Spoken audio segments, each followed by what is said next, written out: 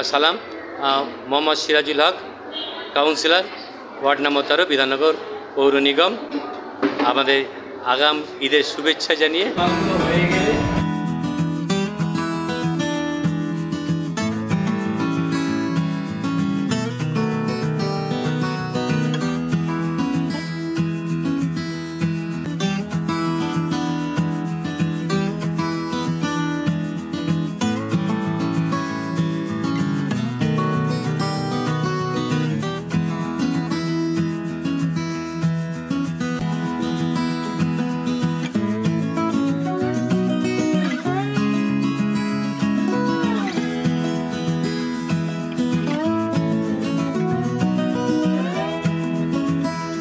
ইফতার সামগ্রী প্রদান।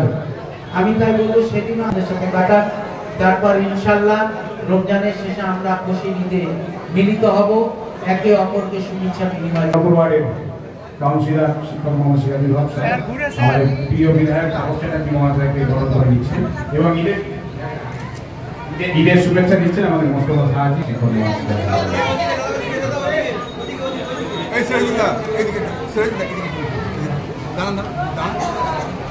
এরপর আমরা বরণ করে নিচ্ছি আমাদের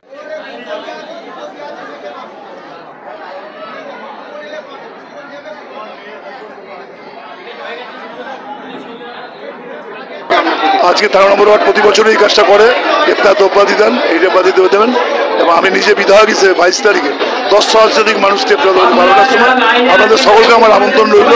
আমরা চাই, নবীজি বলেছেন পাশের লোকটাকে না খাইয়ে হজ যাত্রায় গেলে ক্ষুধার্ত মানুষের খাওয়ানোর আহ্বান। এটাই আমাদের একটা মূল কথা। এটা আমরা মমতা ব্যানার্জির সৈনিকরা এটা আমরা করি, এই কাজটা আমরা করে যাচ্ছি। বিরোধী দলের নেতা যে কথা বলছেন এটা সংবিধান সম্মত না, ওনার জেলে থাকা উচিত এই কথা বলার জন্য। সংবিধানের নাম করে শপথ মনে করে একজন জনপ্রতিনিধি, তিনি যেভাবে একটা ধর্মের মানুষকে বলছেন, আমরা শুধু বলেছি সবাইকে, মমতা ব্যানার্জি আমাদের এমএলএদের বলেছেন, মুসলিম এমএলএদের ধৈর্য ধরতে বলেছে, কেউ কারোকে প্ররোচনায় পা দিতে বারণ করেছে। ওই মাজা ভাজা ভাঙবে, পশ্চিমবঙ্গের মানুষই মাজা ভেঙে দেবে, আমাদের মাজা ভাঙতে হবে না, ধর্মনিরপেক্ষ মানুষই মাজা ভেঙে দেবে। এটা চলবে। মমতা ব্যানার্জি আছে আমাদের চিরকাল দেশের সেরা মুখ্যমন্ত্রী, তার আন্ডারে আমরা কাজ করছি। আমরা চিরকাল সারা বছর মানুষের সাথে আছি, নিউটাউন বিধানসভায় সবসময় মানুষের সঙ্গে ছিলাম, আরও যা সম্পূর্ণতার কাজও থাকবে আমাদের এর মধ্যেই সম্পূর্ণ হবে। 13 নম্বর ওয়ার্ডের পৌরপিতা সিরাজুল হক সাহেবের ব্যবস্থাপনায় এবং এই ওয়ার্ডের সকল কর্মী, সকল নেতৃত্বের অত্যন্ত সুন্দর সহযোগিতায় প্রতি বছরের মতো এই বছরেও ঈদের সামগ্রী মানুষের হাতে উপহার হিসাবে তুলে দেওয়ার ব্যবস্থা করেছে এবং প্রায় 800 থেকে 1000 জন মানুষের হাতে এটা তুলে দেওয়া হচ্ছে। এটা একটা খুব ভালো উদ্যোগ যে মানুষের উপহার হিসাবে ঈদের সামগ্রী তুলে দিচ্ছে। আমি ধন্যবাদ জানাবো এই ওয়ার্ডের সকল কর্মী নেতৃত্বকে, সিরাজুল হক সাহেবকে, এবং প্রত্যেকের ঈদের শুভেচ্ছা রইল। সিরাজুল মাস্টার তো অত্যন্ত বিচক্ষণ ব্যক্তি এবং খুব ভালো পৌর প্রতিনিধি। 13 নম্বরকে ওয়ার্ডকে এগিয়ে নিয়ে যাওয়া, যে উন্নয়ন সামাজিক কার্যকলাপের চিন্তাভাবনা তার সুদূর প্রসারিত।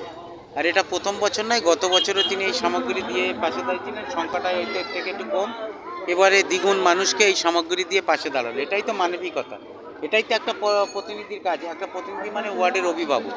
একটা অভিভাবকের কাজ হচ্ছে একজন মানুষ যে এই কষ্টের মধ্যে আছে, একটু যদি আমি পাশে দাঁড়াতে পারি, হয়তো সারা মাসের পারবো না, 5টা দিন তো উপকার পাবে। আমি এই মানসিকতা এবং এই কার্যকলাপকে 13 নম্বর ওয়ার্ডের পৌর প্রতিনিধি সিরাজুল মাস্টারমশাই সহ তার সহকর্মীদের সকলকে ধন্যবাদ জানাবো।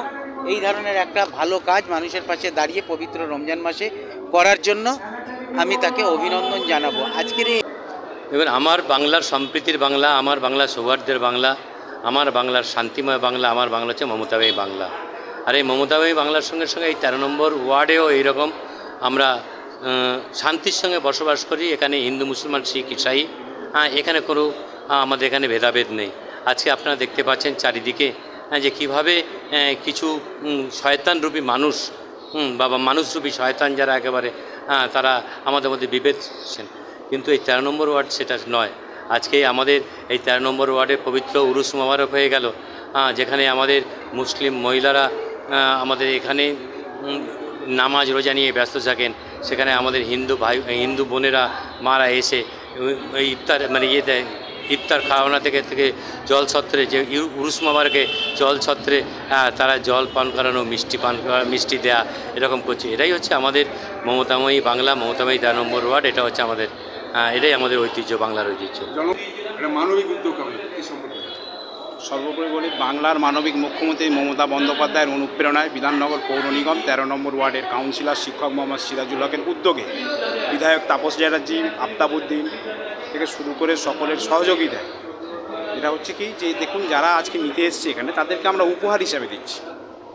প্রত্যেক মানুষের আত্মসম্মান আছে, তো আজকে যদি ফটো আপনাদের মিডিয়া মাধ্যম দিয়ে বা আপনার সোশ্যাল মিডিয়া বা মোবাইলে কোনো রকমভাবে যদি সেটাকে ভাইরাল হয়, তাহলে সেই মানুষগুলো মান সম্মান হানি হবে বা কেউ দেখবে বলবে এই তোমরা এই নিতে গেছো, এরকম একটা বিষয় থাকতে পারে। মানুষ তাতে মানে করতে পারে যে এটা আমাদের কি হলো। সেই জন্য আমরা টোটালটাই নিশ্চিত করেছি যারা আমাদের গেস্ট এসছে তাদের এবং যে অনুষ্ঠানটা টোটাল সেই বিষয়গুলোকে দেখাতে, কিন্তু যারা মানুষ নিচ্ছে হাতে করে সেইগুলো যাতে না দেখানো। আপনার নামটা বলবেন? আমার পূর্ণ বক্তব্য শেষ করছি। নমস্কার, ধন্যবাদ, খুদা হাফেজ। চোখ রাখুন বিশ্ববার্তা টিভিতে, যার সততাই শেষ কথা।